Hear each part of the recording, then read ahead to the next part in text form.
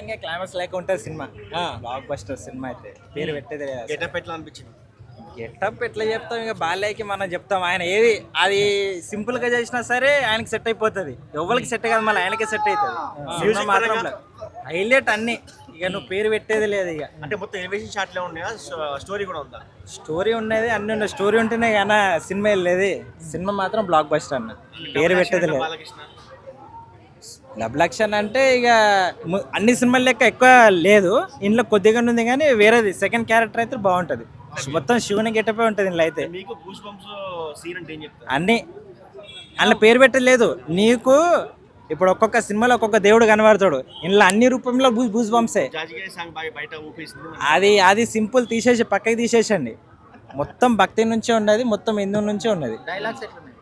Dialogues చెప్పరు, ఆయనకే set అవుతుంది, మనం చెప్పలేము దానికి. ఆ డైలాగ్ 100% బ్లాక్ బస్టర్ మూవీ అన్న. ఆయన కెరియర్ లో ఇదే హైలైట్ మూవీ అనుకో. ఇక